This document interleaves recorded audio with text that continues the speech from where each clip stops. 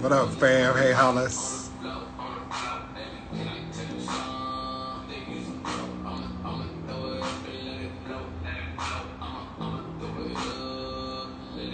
Hollis, I gotta catch you at one of your brunches. Hey, Maya. Where my baby at?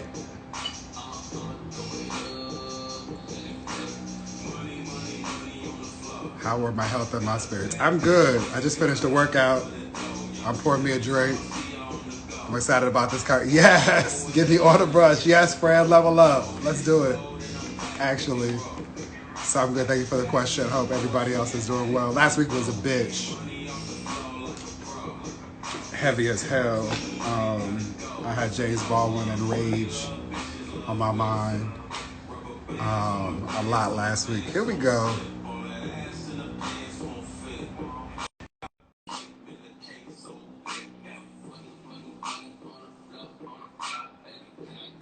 Says connected. Hey! What's that? Hold on. Hey, Google. Stop the music. Then it don't work. Oh, Hey, no. Google. You gotta be all loud. Oh, man. It's so good to see you. You too. Hey, Google. Seriously. You embarrassing me loud. Hey, Google. Stop the music. Thank you. Okay, I'm back. Okay. You cute, quarantine You and whatnot. cute, too. Look at you, I knew glowing. you was going to come with something, so I had to put a little something on my I was face. dressed earlier, so so the crazy thing, and you can appreciate this, is that like I think people are thinking we're at home, especially those of us who are entrepreneurs, who are like always in the world, and they don't appreciate one how much work we have to do before we get to those places, right? It's that meme about like if I do something in 10 minutes, it's because I spent 10 years getting ready for it. Exactly. And then I think there's also this like reflexive thing that people have who are not accustomed to working from home, who just like they need to feel like they need to show that they're busy. Right. So they're overscheduling. So all that's to say, I worked out earlier today, but I was like, let me get another workout in. I ain't gonna have time to shower and be fresh for you, but my mind will be ready because I need. But to you got that I need stuff to post-workout settle. glow, though. Yeah. You got that post-workout glow. Listen, happy Mother's Day. Thank you so much. I was appreciate a you. young jobless. He's upstairs. I told him to be quiet. I told him to be quiet because I got recording to do. But he was practicing on his bass earlier. He's got a bass, and he's kind of taking over the basement now. He wants it to be his music space, so I let him rock with it. You know, he's good. He's really good. So I let him do. Where did that come from? You know what? His dad and I are music heads, raised him listening to good music. He fell in love with the Beatles and Queen and Elton John and really decided he wanted to learn how to play like Paul McCartney. And then through listening to hip hop samples and stuff, he really got into music. So he started playing about 3 years ago. Nice. Yeah. I need to hear some because I know with your musical repertoire, he can pull from the crazy. He got some stuff going. Yeah. You know, I got to be Black Mama when he had a recital and he was doing Another One Bites the Dust. You know, that's got a mean bass line. I was in the audience. I was like, ah, you know, I got to be Black Mama. So, I know that's nice. It's fine. It's fine. And how is he adjusting to all that's going on in the world? You know what? Honestly, and a few people have been talking about this transition for Black children to working online and how it's benefiting a lot of them. And my son is definitely benefiting from going to school, you know, kind of virtually. He is benefiting. Not dealing with bullying because, you know, he's a 13-year-old boy that likes the Beatles, okay? He's not dealing with the bullying and stuff, and he gets to focus more. His teachers are more involved with him more directly. So, you know, like one of his PE teacher texted me and was like, you know, he's not doing this assignment. And I was like, what? So, you know, it's actually been good for him, you know. So he's okay. That's interesting that I did a conversation at 5 with a young man named Marcus who's running for city council in DC. He's on the school board. And of course, education came up, and I talk a lot now about mental health. Yeah. And a lot of what I'm leaning into is the trauma of kids who are like in unsafe spaces at home because they're Black, they're queer, they're nerds, they're different. But what I also need to lean into, because I have heard a couple of moms in particular talk about their Black boys who don't have the additional pressure, so they're able to flourish. Yeah, he's doing a lot better. He's doing a lot better. So we rocking with it. I love it. I love it. Okay, so look, I'm excited because people are here. Let's go. And for those who don't know who are joining us, I think this came about because I posted in the midst of dealing with our brother, Arbery, Ahmaud Arbery. We probably should pause and acknowledge and just, not only just for him, but like the thing that I keep thinking about is that he should have celebrated his 26th birthday on Friday. And if Trayvon were alive, he would be 26 this year as well. Every time I acknowledge that, and then I think about our brother Nigel too, who died slightly different reasons, but still should be here as a baby. They sit with me. But I ended up posting, I posted Gene's clip. So I was on the Breakfast Club talking to Charlamagne. And I can't tell you what we were talking about, but I know the reference that I had was Eugene, who, for those who don't know, Groovy Gene, helped to build Impact Strategies digital brand and helped to advise Angela Rye early on in her career as well. Gene just believes that every Black person should be a registered gun owner, period, full stop. We should always be strapped. And we should meet white supremacists in particular in these moments when they show their asses. We should meet them where they are, right? And so I posted a part of that. And most people didn't really, like, you know, they responded, I liked it, but didn't really engage with it. And you in particular responded that was like, yes, double tap, and let's talk about why that should be the case. And the thing that we actually, that sparked this was, I said the question I asked was, should we all register for the NRA? And you said, what? I said we have our own Black gun associations that we need to join because the NRA is doing the work of white supremacy, but they rely on our numbers to pad their membership and get their funds. But as a lobby group, they're taking Black money and using it for white supremacist tactics. So that doesn't really make sense to me to join the NRA. And unfortunately, we tend to want to join these white established organizations rather than support and strengthen our own. And so you were like, you know, in terms of the power, right? And I was like, yeah, NRA has power because they had the numbers. If we took our numbers and put them with Black gun associations, we too would have lobbying power. So that was the point that I made. And then you hit me up about, let's talk about this. And I'm like, yes, as a proud gun owner, I will talk about it. So let's start there. Where did your journey to gun ownership start? Right. So I was born Black in America. So I think it started there. Okay. Cheers. What's he drinking on anyway? What is this? We came for a serious you know what's crazy is I have this I got my fancy red ass cup. decanter. I know it's brown, but I can't tell you what's in it. I think that I got it my is. red cup. It's a bunch of stuff in here. We're going to do that.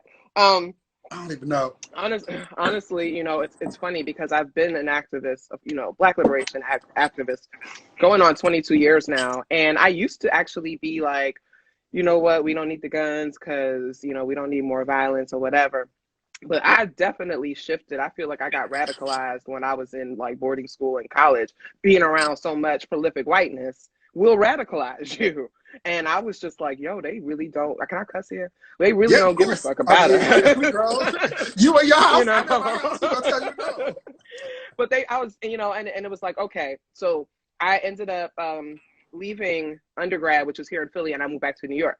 Anybody who lives in New York knows it is so hard. It's the two hardest things to do, or used to be in New York, was to get a divorce and get a gun.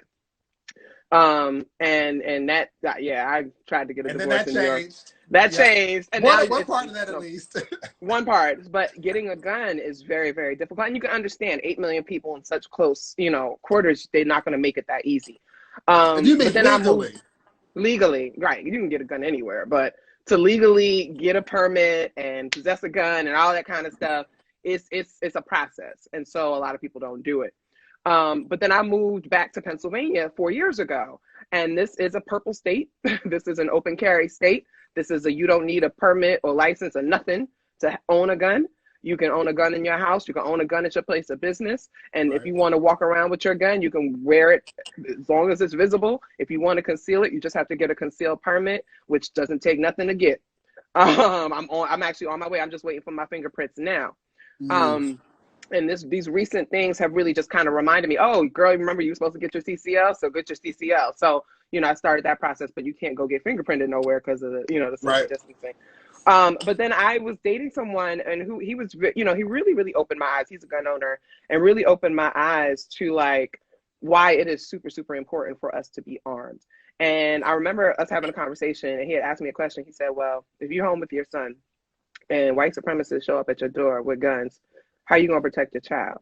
And I was like, yo, we gonna die unless I make sure that I got something to fight them off with. Right, And so right, I right. went and got, after he and I actually split up, I went and got my first gun.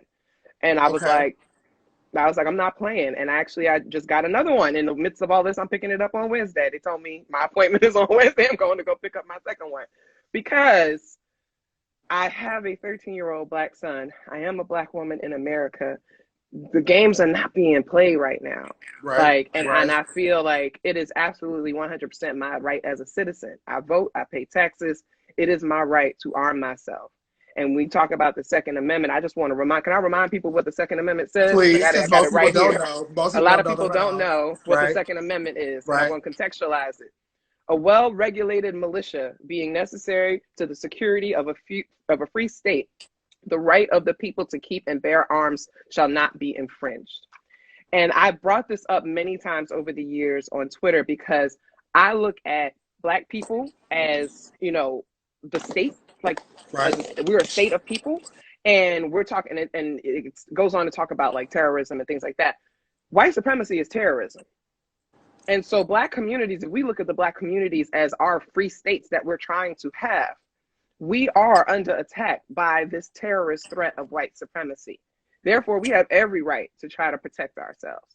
And history Right. shows us why it's important. So, people need to know, as Black people in America, it is your right to arm yourself and protect yourself and defend yourself against any threats to yourself and your family and your property. Yes. Period. And acknowledging that, we also know that while there's one constitution, Mm-hmm. there's one clear Second Amendment, there's Mm-hmm. one justice system, it is Mm-hmm. often experienced and applied to Black folks very different Of course. than it is to white folks. So how do you reconcile Mm-hmm.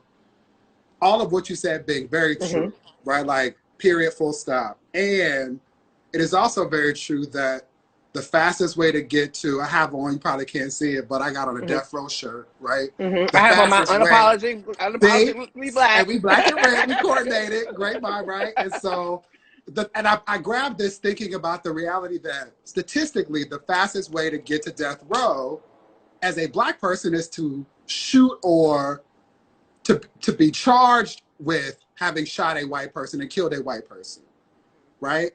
Mm-hmm. So how do you think about both that moment where, and again, right, like you've advocated for Mm-hmm. some of these women who have been charged Mm-hmm. for standing their ground or otherwise defending themselves. Yep. How do you make sense of that for yourself? And then again, thinking about our brother Arbery, how do you think about Garvey? Should he be the one that has to go get the strap because a white supremacist or somebody else shows up in your space where they otherwise shouldn't be and are not authorized to be? Right. Well, this summer I'm teaching him how to shoot. So white people teach their kids how to shoot starting at like ages They 6, 7 do. years old. I'm late. I just finished Ozark. They learn how to shoot early.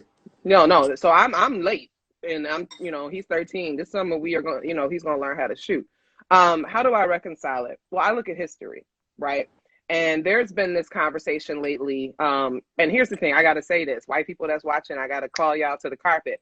Y'all gonna stop with your casual racism of trying to disarm us by telling us, repeating this idea, oh, well, look at what happens, when white people show up and they don't get nothing happen. Well, what happens if Black people do it and they gonna get shot? I was like, I prove it. I got into an argument the other day. I said, prove it. Prove to me that if a group of legally armed Black people show up somewhere, that they're gonna get shot. Right. And they can't prove it, right? Right. They start talking about, well, Arbery was running. I said, he ain't have a gun. And he was by himself. Philando Castile, he was in his car with his family. He was not with a group. His gun was not out. Y'all keep pointing to these abstract that Tamir Rice was playing with it. I said he was a kid playing with a gun. Again, answer me this question. When was the last time a group of legally armed Black people showed up somewhere and anything happened to them? No, you're talking about just like this past week when my sister Sarah showed up to go. She sure enough did. In the Nobody Michigan did House nothing. of Representatives. Nobody and had brothers did anything. around her who wasn't playing. And just in Atlanta, they had a whole group that was marching with their guns. Ain't nothing happened to them. And so what history shows us, and I can turn to my brother, Robert F. Williams, history shows us that when we exercise our legal right in force, in groups, in masses, they don't do nothing to us because they scared. And their biggest fear is a Black uprising. So they backed down. So we go back to Bobby Seale and the Panthers. What happened when they showed up on the Capitol? They changed the gun laws, right? Because they're afraid. Yeah. They're so afraid of black people with guns that they changed the entire law, okay? Which had a detrimental impact on white people. They didn't care, right? When Robert F. Williams, if I may take just a couple of minutes. Yeah, talk, because most of that people might not know that name. So because so Robert F. Williams was he was an NAACP chapter president in Monroe, I think Alabama, and North Carolina. My bad, sorry, Monroe, North Carolina, and he was active like in the 50s, right? So we're talking early civil rights. He was like, yeah, I'm a grandson of enslaved people. My enslaved grandmother gave me my grandfather's gun and told me the importance of making sure I protect myself, right? So he was a big advocate of self-defense. And so the chapter, he joined the NRA. He joined the NRA and petitioned to get it. And his petition to the NRA said, we need to protect Black people from the Klan. And it was approved, right? So they full well understood that this chapter is being set up so Black people can protect themselves from the Klan. They called it, I think it was like the Black Armed Guard or something like that. Yeah, that sounds... Yeah. Something like that, right? Oh, his book was Negroes with Guns. His book was Negro with Guns, but it was like the Black Armed Guard. That's what their chapter of the NRA was called. That's exactly right. So what ended up happening was there was a situation where the vice president of the NAACP, who was also a physician, they got word that the Klan was about to ride on his house. So you know what they did? They strapped up and they all went over there to his house. Sure enough, the Klan came and started shooting. You know what they did? They shot back and the Klan ran.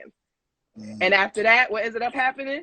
The law changed and they said that the Klan cannot convene without a special permit from the police. So again, when Black people show up armed legally with their guns, laws get changed and lives get saved, right? So we have these points to look at, right? To say these are a couple of instances in which Black people legally armed came together to defend themselves and nothing happened to them. Okay, because this idea that's floating around that, oh, they'll just take us out, oh, they'll shoot us up. I'm like, prove it.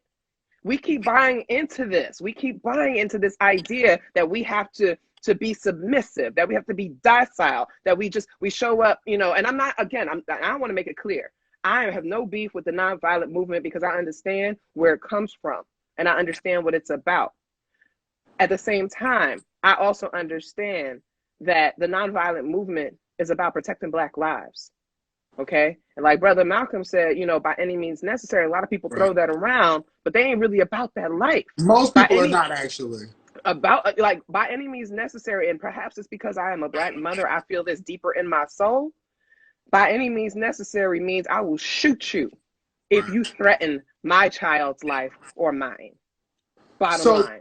3 things have come up in the chat. One, my girl Michelle, who I love dearly, a phenomenal mother, raising a phenomenal young prince named Javon, said that he knows how to shoot both a pistol and a rifle. And they live in Texas, right? Right on. Texas, of course. Listen, right? And she don't play. Michelle does not play. She don't play. Generally, she definitely don't play by her baby. Someone also talked about how interesting it was a sister that we've gotten away from guns because so much of our history as farmers and leaders with regard to agriculture involve us having relationships with guns as well, right? So there's a remembering, I think, that you've already highlighted that needs to happen with regard to us being lied to about things that we otherwise have natural relationships with. Listen, ask any Southern family that existed in the 50s and 60s if there was a gun in the house. Of course there was a gun in the house. Listen, I went in January when I went to bury my grandfather, the pastor, my pawpaw. It wasn't surprising, but I found 4 guns, 3 shotguns, 1 pistol, and all kinds of boxes of ammo. And the interesting thing I thought about it was, like, I'm not surprised because, again, he talks about living in parts of Texas where white people would shoot at Mexicans from their porch for sport, right? Like, I know that world is what it comes from, but I also remember him as being the pastor. So I'm like, you know, my pastor just also carried a pistol, right? But that's also right. Austin, Texas. But that's the reality of that. And you know, the person just said multiple guns, not a gun. I want to point out to people that 3% of the population owns like over 80% of the guns. So again, Wait, say that again. Do that math again. 3% of the population owns over 80% of the guns. And the reason why I point this out is because, again, so we're saying like all the guns that people have that are registered are owned by like the small percentage of white supremacists that like show up at gun and black clubs people and Latino, you know, other people that have them, but it's a small. But we're like a small part of, wow. Exactly. And so the reason why I always bring that up is because they put on a show. Right, we've been seeing these folks. I'm gonna go to Subway and stuff like that. People been pointing out they're using plastic things, that they're using cosplay. They ain't even really got real guns. They're not showing up with real guns because they ain't got them. For them, it's just a show of force, right? But the truth is that like most gun owners, they have more than one gun. So, and when they raid a lot of these people's houses or whatever, like ATF goes in, they'll find 40, 50, 60, 100 guns. That's one person. So when you really think about that, they go out and they show force because a person holding a gun is a show of force. Yeah. Imagine a black person holding a gun. Right. Imagine 5, 10 black people standing there holding guns. It is a show of force, and they back down. The thing is that we have somehow been convinced that we're not allowed to do that. And a lot of the references we make are to illegal activity, because a lot of us are knuckleheads out here. And so, you got popped for this gun that you didn't legally own. Of course, knucklehead. They do that to white people too, believe it or not. They get popped for illegal guns too. Right. But when we talk about what we need to think about in terms of liberation, right? Somebody said, oh, they killing us again. Again? When did it stop? When did they ever stop? Right. You know what I mean? And we're talking about the legal system, something that I posted on Twitter. I was like, I would love to see a new generation of lawyers who focus specifically on self-defense laws and changing legislation and improving policy that secures every person's right to defend. Not certain people it shouldn't be that some people live in a stand your ground state and other people don't. There should be federal mandates that cover gun safety and gun permissions. And I would love to see a new generation of black lawyers that is what they focus on. The minute, like, you know how you see Crump and Merritt and they rush to, they're celebrity, civil rights lawyers. I want to see us having a group that anytime it's like white supremacists come to my door and I shoot them, I know that there is a group of lawyers that are going to come to Philadelphia that's ready with the law, and they're going to be there to defend me. We need that. And I think the more black people feel supported in their right to carry guns, the more of us will have them. And the more of us that have them, the more scared they'll be, and they'll leave us the hell alone. Listen, I'm smiling at this moment because I have these moments often where I think about the sacrifices that our ancestors made so that we could do this. Because you say that Ben Crump is on my board. He's on the board of NBJC. He and I are having a version of this conversation tomorrow. And I have a legal fellow coming on over the summer who can take that on, so we can definitely make that happen. No, and I think it's super important. And you know what? As we're looking at these younger folks, they're so energized and they want to do stuff. And it's like, how do we as elders redirect them, right? So me, as somebody who's been an activist for over 20 years, what I do right now is try to redirect some of these young people's energy into the meaningful work. And that's not to say that, having protests and rallies are not meaningful. They are. I've organized them. I know. No, the devil. What happened? You hear? No, you paused for a second. I was like, no, keep going. Teddy Riley. No, we good. I was going Jill Scott you anyway, sis. No. Jill Scott you. We good. No, but I was saying that it's it's not that marching isn't good. It is good. And like protest is a voice of, the oppressed people. However, I want us to start redirecting a lot of the energy towards more substantial work and legislative changes and policy changes. I used to tell people all the time, I'm like, I got, when I was in social work school, there were people getting their master's degree in community organizing. That is important. It's not just creating a Facebook event and saying, hey, let's show up. It's really studying the history of resistance, right?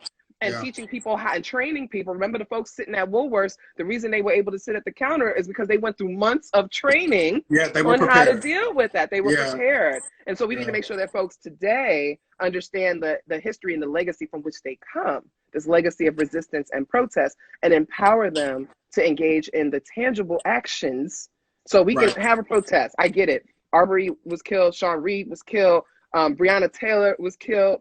I want to talk about her. We need to show up for those things, of course, and let them know we're not going to just take this. But at the same time, we need the folks that are doing the legislative work to get moving too, and we need to get more of us into that. It's the Freeman Rabowski always says we shouldn't be beholden to the tyranny of either or, but be liberated by the both. And it's we got to do it all at the same time. We got to do it all at the same time. What 3 resources would you recommend for somebody who is like, that's just a talking good talk, I want to learn more? And then can you say more about both registering, right, like the process, and then talk about gun clubs as well, like how to think about membership and the benefits for those who just might not know it all. I'm sorry, I'm seeing some stuff on there. It's just kind of bothering me. I'm like, what is happening here? Now we don't deal with that. Ain't no besides who are here. No. So three things that I want to see us doing. 1, research your local laws, your state and city laws. For example, I live in Philadelphia. Philadelphia does not allow concealed carry, right? But where I live, I'm right on the county line. I'm literally across the street from outside of Philadelphia County, meaning I could take my gun and go across the street and stand there with it and be fine. So research your state laws and your local laws. In Pennsylvania, you do not need a license. You do not need a permit. I literally went to deliasgunshop.com and ordered my Glock 45. And within an hour, they emailed me and got me an appointment to come pick it up. That's all it takes. Okay, wait a minute. Yes. How did you pick the gun that you picked? Oh, because I'm familiar with this gun. So I have a G19. So I got a G19 and I got I'm getting a G45. And it's very slight difference. The difference, maybe 2 extra bullets, magazine capacity, slightly heavier, but not anything noticeable. Yeah, and I think that. But it all takes into account you, like your hand, you holding. Yeah, so that's the second thing I was gonna say. Is the second resource you want to look up and look into is your local gun range, and they teach classes, they do education, and it's not just how to shoot a gun. It's gun knowledge. It's everything from how to safely, keep a gun and storage, all the stuff that you need to do, storage, all of that stuff. And you have to, if you want to conceal a license, you have to take those classes anyway, or you can go online and do a course online. But go and get those resources and learn, and they will teach you about the laws. They will teach you about your local laws and everything like that, and you will be able to practice. So your local gun range has opportunities for you. You have to learn how to shoot. We don't want nobody reckless shooting. And I got to say, there's a statistic that says women who carry guns are 500 times more likely to have those guns used against them. That's because the majority of the women do not know how to shoot. So they just buy a gun out of fear, right? Like maybe you're attacked or mugged and you just say, I'm going to then when you have it, you can't really use it. But you don't know how to use it. So I encourage all women, especially, and anybody who feels, any queer people, anybody who feels that they are at a direct threat just from walking down the street, if you're going to get a gun, learn how to use it. That will decrease that statistic. Okay. Somebody said that they were just on Delia's and they're all. And they saw I may have gotten the But you know what it is? No. You know what it is? I did post it the other day, and a bunch of folks were like, "Yo, I'm going." So I'm sorry that they're sold out. Okay. So that's the second thing. The third thing is look into a gun club, right? And so we do have our own gun associations, y'all. I am a member of the Black Gun Owners Association, y'all. There's also the National African American Gun Association, y'all.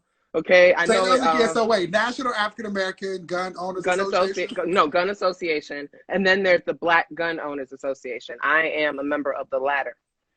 And it's $40 a year, or you can pay $1,000 for a lifetime membership. And you get all kinds of support, like literally, like. What are the benefits? Why did you join? So 1, you get discounts on vendors, and you can get your guns cheaper.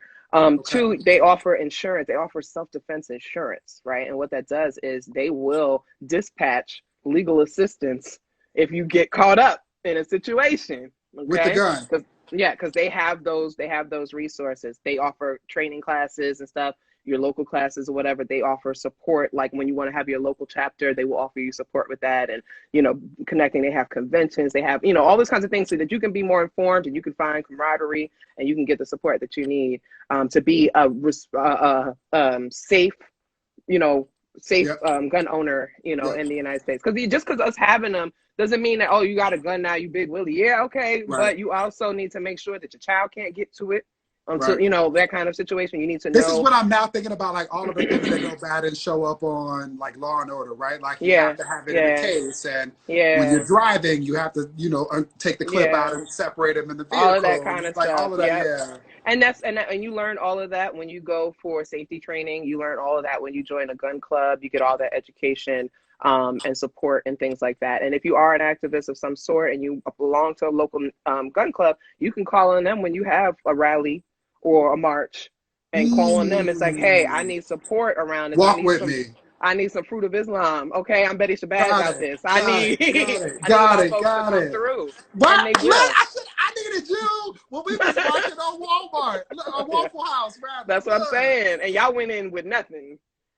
literally. And if we do, and this is what I think about, right? In the part where we were there, we had the Fruit of Islam because Tamika called them.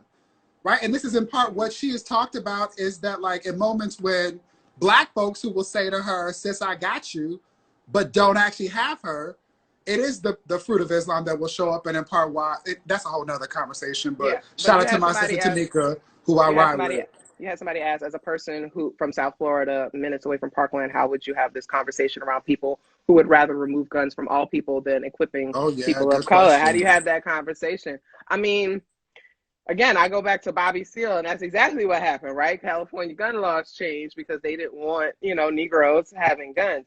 But I would say there is, I know there's a chapter, a South Florida Black Gun Owners Association. They're pretty strong down there. I would say connect with them and see what kind of legislative work they're working on. Because a lot of times, you know, these groups, they work on policy stuff. They are the ones that will show up at those Second Amendment demonstrations. So maybe connect with them and see what's going on. I wish there was a way we could tap Drew into this in real time, because I know that his question is more than the words that he was allowed to share in the screen. And the thing that is coming up for me is one of your earlier points about like, we should not conflate things, right? And so I want to be clear, and I said this earlier today, almost every school shooting that has happened in the history of our country has happened at a suburban, almost all white, almost always privileged, financially privileged school, where students, because of the lack of diversity, felt ostracized and didn't find a community, took that out in particular ways, right? It's also interesting that not Parkland, but where was the not Columbine, the one that happened after that in Denver. Anyway, it was so many of them. Right, that's the sad part. But the point I was going to make is that one of them happened in a district that had that was one of the first districts to be forced to deal with integration after Brown v. Board, right? And so this again has to do with your other, right, like racism and people protecting spaces. And so there's two motivations for these mass shootings. It's racism and misogyny. Okay, and almost always they're combined, right? So it's a white male who feels rejected by women and is bothered by Black people taking over. Yeah. So, you know, it's there. That's the thing that we have to deal with. And again, as I'm speaking as a Black woman, as a Black queer woman, you know, I have these intersections where I understand that my identities have been hunted for the longest time. Am I going to be the prey, or am I going to live to see another day? And that's really what it comes down to. I think Sis is in here saying now, what she's saying, and I think she's also from Texas as well, if I remember the earlier comment, I'm taking guns off of white students in class and nothing was done. Again, especially not in spaces where they're licensed to carry them damn things. Like, this is real. And it's, somebody also asked if there are Black-owned gun ranges. I'm also now wondering if there's just a network, like there has to be a website. So that's why you join. That's why you join the gun associations. So you get the information. And a lot of their websites, even without joining, a lot of their websites will have, you know, some of that information. But, you know, Google is right there. All you got to do is look. A lot of us don't even look because we don't think it's a possibility. That's what I'm trying to do. Like, I'm thinking Freire and Pedagogy of the Oppressed. So much of what we have internalized, this internalized oppression doesn't even allow us to ask the question. Right. Can I do this? We don't even entertain the possibility. And I'm like, well, listen, we've been doing this a certain way, a certain set of ways. And it ain't been working. How long? And it has not been working. And that's not to sit on it, because everything is about progress. Everything moves us forward a little bit. Incremental But progress is progress. That's it's right. incremental progress is progress. But like Nina Simone say, they keep telling us to go slow. No, I'm not going slow no Or more. James Baldwin, like, how slow is slow? How slow Right? is slow? You know what I'm saying? So we really have to think about, you know, one, oppressed people will never grant us freedom. So anybody sitting here waiting for it, okay, we have to take our freedom. We have to declare our freedom. We have to define what freedom looks like for us, first of all, and then we have to declare it and assert it and affirm it without relying on the oppressors to give us the yes and the okay to go ahead with that. And unfortunately, as we have seen through major revolution, every significant revolution around the world that has ever ended with a group of people being liberated has included violence. Period. That is just what it is. Not only violence, but also the death of Black folks. The death of Black folks and the death of white folks. And let's talk about the Red Summer of 1919 when Black people fought back. Yeah. Because white folks started antagonizing our Black veterans and were like, well, we don't want you getting any revolutionary ideas from the Bolsheviks, so we're going to antagonize you. And Black people fought back. And that summer, a lot of Black people died, but a whole lot of white people died too. Listen, and sometimes that's Negroes what it takes. Shot back. Sometimes that's what it takes. That's also why one of my favorite movies is Rosewood. I can't watch it if I got to be around white folks for a good 72 hours thereafter, because you got to sit in it. However, the story of resisting is resistance. Important. And that's why I always tell people, when y'all keep saying that, well, what would happen if Black people showed up? I know you don't know nothing about history. See, one of my degrees is in African American studies, so I happen to know my history a little bit better. And I know for a fact that the answer to that is nothing. It's funny. History shows us. And we know that. So listen, it's funny you say that, right? Because we're both in school. I'm about to go back again. Yay! Listen, I'm so excited. I know. I'm excited for you, and I'm excited to be out. Look, and I'm a Thank you. There we go. And so I have to revise and resubmit one of my essays, and so I was rereading some foundational critical race theory excuse me, essays. That's this brown liquor. That's not Corona. And one of these essays in particular, Derek Bell, who is the grandfather of critical race theory, writes the following. Oh, gosh. And he's talking about racial realism, right? And so for those who don't know, racial realism is this principle that essentially says that a part of the civil rights, the modern civil rights movement, it was a failed enterprise because we didn't accept that racism is a fact. It's an immutable fact. It is, and accepting it as a fact that is not going to necessarily change because of the fact that it's imbued in all of our democratic institutions and the way that we are identified by people publicly, the way that we identify ourselves politically, like it's involved in everything. We should accept it as fact, and then we can imagine new possibilities thereafter, right? So whether that's Octavia Butler's Afrofuturism or a legal revisioning in the way of Kimberly Crenshaw or others, right? Like it allows for possibilities. And so he says the following, and I keep asking folks if they believe this, and I think I already know that the answer, right? That you're gonna say, but he says, the racial realism that we must seek is simply a hard-eyed view of racism as it is and our subordinate role in it. We must realize, as our slave forebears did, that the struggle for freedom is at bottom a manifestation of our humanity, which survives and grows stronger through resistance to oppression, even if that oppression is never overcome.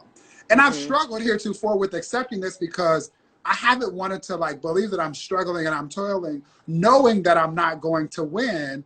But the shift is that like the victory is in the struggle. Right. And so later he jumps down to talking about how this manifests for his sister in the Mississippi Delta. Again, let's not forget that like most of us live in the South or are concentrated with other Black folks in states where it's legal to discriminate against us. And so he says to this sister in 64 in Harmony, in a community called Harmony in the Mississippi Delta, how do you continue to endure? And she's like, you know, organizing and protesting. And she says, Derek, I'm an old woman. I live to harass white folks. And he's reflecting on this, and the last part of this is he says she recognized that as powerless as she was, she had and intended to use courage and determination as weapons. And I'm reading you writing into this and literal weapons, right? Courage, determination, knowledge, and literal weapons, right? To harass white folks. Her fight in itself gave her strength and empowerment in a society that relentlessly tried to wear her down. Her goal was defiance, right? Like And I'm holding on to this now. And a part of me is hearing you say we have to unlearn the lessons that we've been told to lull us into civility, such that we can actually resist. Because, and there's a reason. Yeah, there's a reason black women. There's a reason why black women are often at the forefront of this, because we have nothing to lose, right? We are black and we are women, and so we are dealing with this oppression on both sides at very least, right? Let's not talk about disability and queerness and things like that, right? Because we have nothing to lose. Got shit to lose, right? Which is why right? You know what I'm saying? It's like what do we have to rely on? At least black men have male privilege to rely on, and they still believe that that can help them get somewhere when it won't, and we've seen that 18,000 million times. But I think when I talk about the weapons, right? So here's one of the things I want people to understand about a lot of our writers back then is that they could not be as radical and outward as we can today. And so we have to read between the lines sometimes on a lot of those texts that we go back to from the 70s and the 80s and things like that, because of what academia was looking like. So now I'm about to go and get my PhD, and I can be super, super radical talking about, you know, hip hop and motherhood and get gully with it. You know what I'm saying? In a way that somebody 20 years can not do. You know what I'm saying? So I think that that's our job. That's our charge right now, to take what Bell was saying and Patricia Hill Collins and Kimberly Crenshaw and Butler, right? And bring that forward and contextualize it in the here and now, which is we are at a much more radical need for liberation right now than I believe we have been in 50 years. Ever. No, I think that's right. I think that's You know what I'm saying? And so, and we're more well equipped right now. Like, we talk about social media, and I talk about that all the time. Do you know how much power we have in these phones? Listen, like literally, I organized a demonstration that reached 42 states and 5 countries, and I did that in 4 days using my phone, bro. But you're a bad bitch, sis. But it's not, But I'm just saying, it's like that's what they're scared of. Yeah. To the point where the government was exchanging emails about me, because they know, they're like, wait a minute, y'all ain't supposed to do that. And knowing that is also what takes me back to again appreciating that, like, when they see that, right? When they see folks in our community building power within, they then become targets. So this is also when I had a brother say to me years ago, and I actually I want everybody to lift up Unique Jones. Our sister's doing big things. She's got a huge meeting tomorrow. Praying for her. She's doing wonderful things for our community. But there was a brother that was around us that said, my job is not to stand at the podium and talk in the way that y'all are purposed to.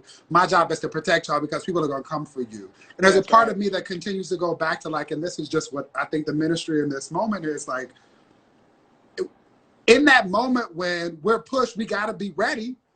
We got to be ready. And we all have that role to play. Remember when Malcolm went to talk to Coretta, and I remember reading this, and when Coretta was writing about her meeting Malcolm X and what he was saying to her, and he was like, and I knew he was at the end of his time, the same way Martin knew he was. And he said, basically paraphrasing, I came down here to piss them off enough so that when I leave, they'll listen to your husband more. You see what I'm saying? And so that's why I always hate when people like pit them, because against each other. These are 2 brothers that may have started here, but at the time of death were right here. And you know what's crazy is I don't even think that this is God in this moment.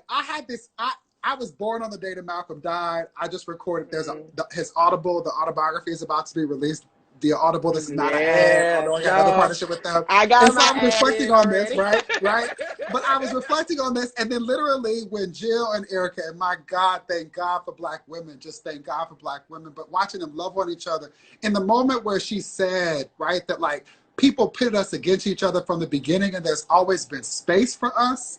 Like, I literally thought about Malcolm and Martin and how different things could be now, even in how we reflect upon them as individuals, if they had the opportunity to build like this and actually share what otherwise might have been their private conversations about the public strategy. And I hate that, to your point about like how things are flattened and reduced, that like there is seldom space for Black folks to be complicated in that regard. Even with Booker T. Washington, as problematic as his ass is, given all the shit that he did in public.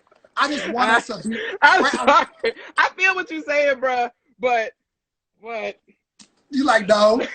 I ain't say I want to give it to Kanye. I ain't just say let I want him to give stay Kanye where he grace. is in his I'm saying that grave some and let folks him that just stay deserve where it. he is in his grave. But you know what? It's funny. I always tell people to go, and because I did a speech. I did a speech on Martin Luther King's radical legacy, because he's way more radical than people give him credit for. And again, that's white people sanitize. Again, this whole they work to sanitize and sedate us so that we don't believe in our own power. So they have gone out of their way to erase the radicalism in Dr. King.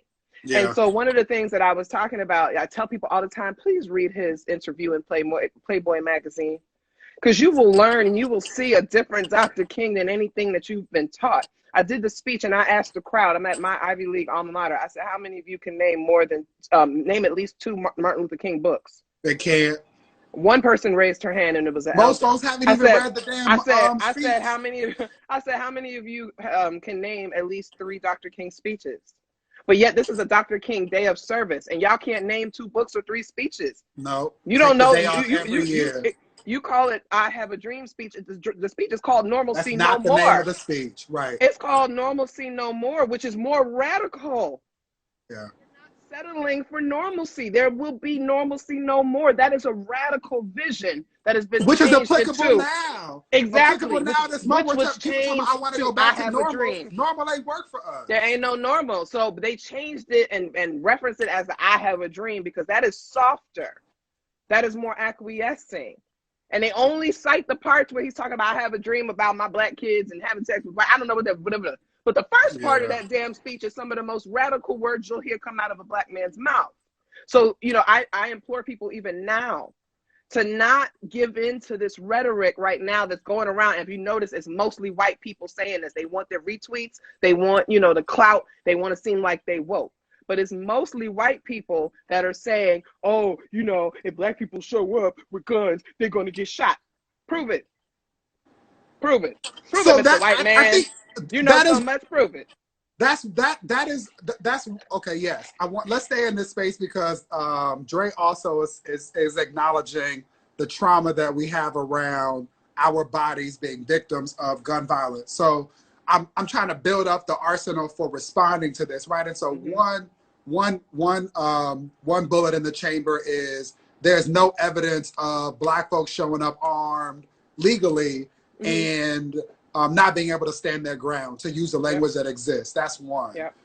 For at least 60 years. At least 60 years. Okay, for at least 60 years. Let's put a time parameter around that as well. That's important 60 for to folks 70 now. We're in 2020. Right, who want to offer receipts, right? That's one part of it. What do you say to folks who would, again, lean into the what I don't know, the revolutionary side of it, aside from the pictures and the images and Malcolm in the window, and otherwise just know about how we experience it from a traumatic perspective? Where else would you say for them to go? So, you know, one, and this is not, I'm not trying to be shady, my love. I'm not trying to be shady, but I got to be shady. People walk around with these shirts that say unapologetically black, or Asada taught me, and don't know all shit these about quotations. But I'm like, you know, you know why Asada left the country? She was about that life. She was about that life. Yeah. Okay. Like guns. Harriet Tubman carried a gun. Sojourner Truth carried a gun. These people carried guns. They were about that life. And you can't keep quoting these folks and wearing these melanin t-shirts and all of this stuff, quoting Audre Lorde and all this other stuff, and not talk about the revolutionary actions that these people took. A lot of these people were gun owners and gun toters. So you can't erase that part. Dr. King was a gun owner. Keep it 100, okay? So we can't juxtapose Martin and Malcolm as though, no. Martin was strapped too. That man got arrested over 30 times. You think he wasn't strapped? Yeah. I see our sister Emerald is in the chat in this moment. And again, I might start crying, but I'm just again thinking about how different some of these moments in our collective history might have been if more of us were armed. And not just that. There's the weapons that Bell was also talking about are intellectual, right? And they are. And so much, like when I wrote my last book, if anybody's read it, it's very easy to read. It's read in a common language. I wanted people to access it. So a lot of times we write these, people write these academic texts and people got to spend more time looking up the words than anything. I was like, no, I'm gonna straight shoot this. And so for those of us that have the knowledge, right, and I'm gonna go back to my brother Du Bois, for those of us who have the knowledge and the access, it is our responsibility to make sure that our people are informed as well. So if I go to school, right, only 30% of American adults have a bachelor's degree and only 19% have an advanced degree. You and I both have advanced degrees. It is our responsibility. And you also have multiple books, so I want to be clear. Let me ask you, are you talking about reclaiming our space? Talking about reclaiming our space. In 2019? Sorry. Yeah, it's a 2019 text. Okay. But I just lost my damn train of thought. I hate you, and I'm sorry. I took you out my train of thought. You were talking about I'll take you right back. Du Bois talked about that those of us who are privileged enough you and I, to be thought, intellectual gifts. Us doing this conversation is part of that obligation to kind of break that down to folks who may not have access to that history and that knowledge and whatever. It's like, how can I distill this so that everybody, right? So we have Black men, I think it's like a 40% functional illiteracy rate in this country. And that's fourth grade. Right, that's a fourth grade reading education. Okay, so how can I talk to that brother that only has a fourth grade reading level? I got to make sure that I'm not using words like hegemonic pressure and, all of this other stuff. I got to speak to him. Not because he doesn't know what it means, but because he hasn't been introduced to it. He hasn't been introduced. He's not stupid. And it's not relevant to him in his life. It's not relevant to his life. I need to talk to him about what's relevant to his life because he wants to be free too. But he's just been taught there's a different way to go about it. So we do have an obligation. And a lot of folks, and I hate that this happens with this so-called upper echelon of colored Negroes because we act like we don't have to do that. And I argue that we do. Because we're still fighting a discriminatory battle here. And so we don't all have access to these resources. And so those of us who do, we need to make sure that we're spreading this. When you have finished your dissertation, I want us to work on a documentary project to tell the story about Black folks' relationship with guns in this country. I love it. I love that idea. That is going to be fantastic. I love it. And my hope is that by the time I'm done, we will have seen a surge.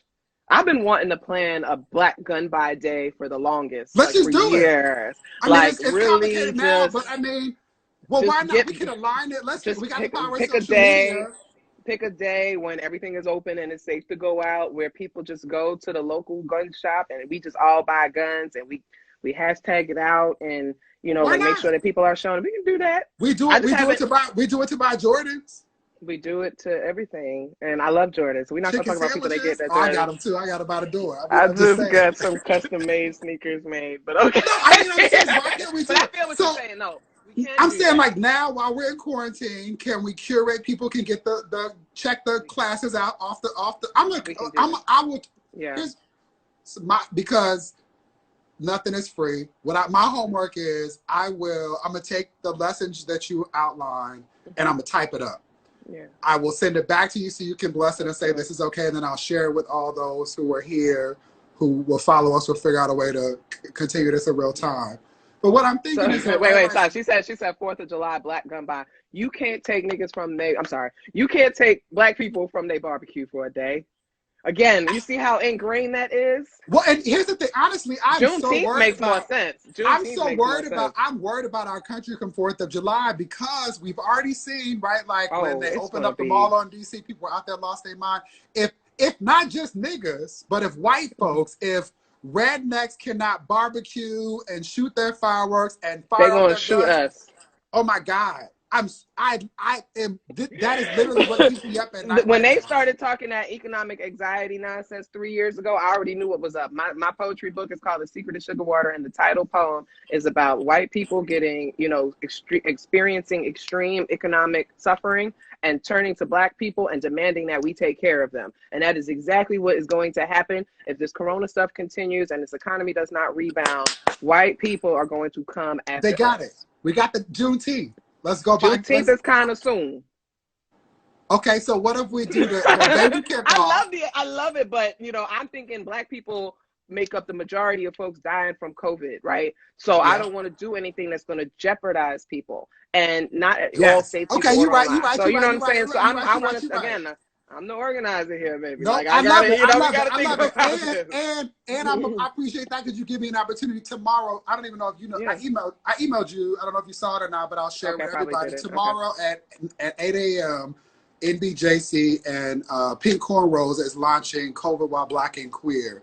It's a survey to collect data so we can offer some texture to the diversity of our experience. You don't have to be Black and queer to complete it. This is the second round of a survey that was previously administered by the Black Policy Lab to collect data about how it is impacting Black communities, but it will allow us to have more data so that we can be informed about things like this in the future. So that's what. I love it. But my question is the 13th Amendment anniversary day. That's a good one. When is that? We got to look that up, bro.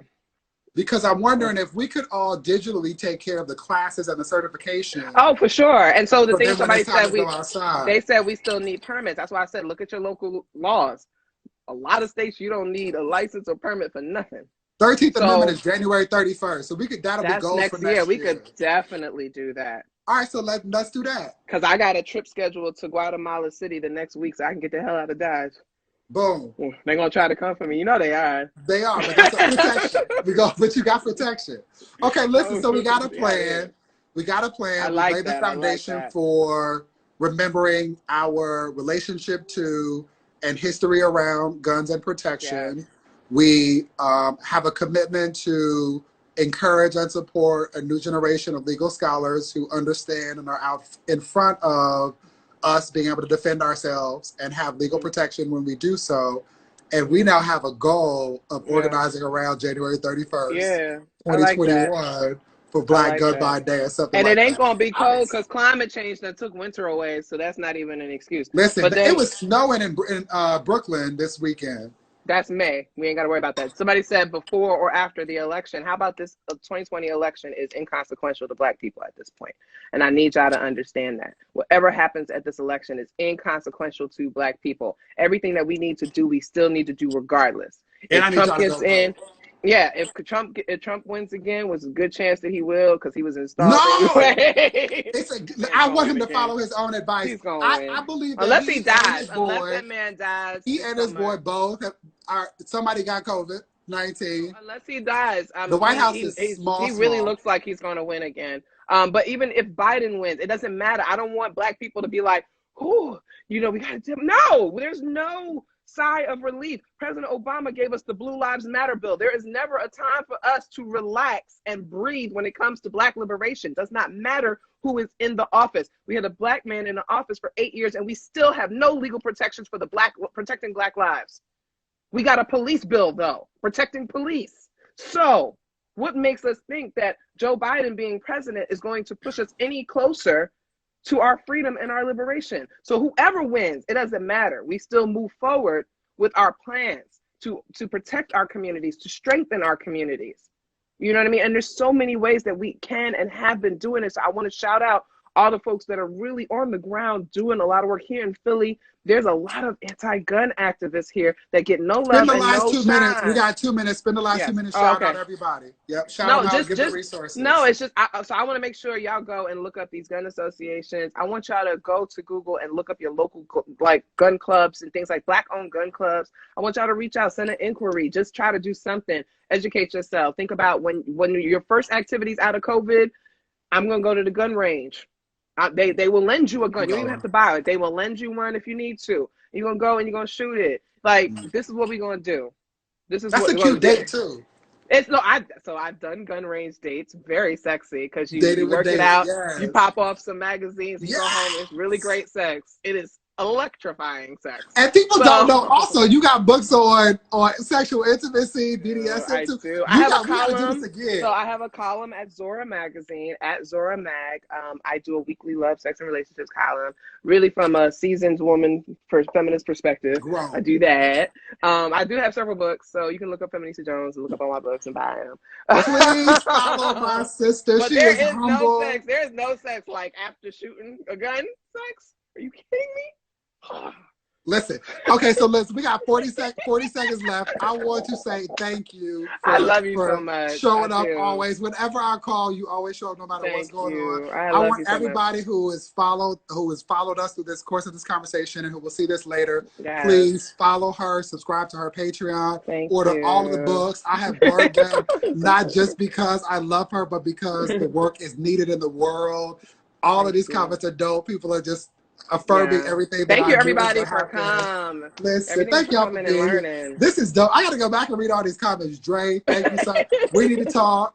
Dre has been rocking with us. Michelle, I love you. Thank you. We need to get, I want to get, oh my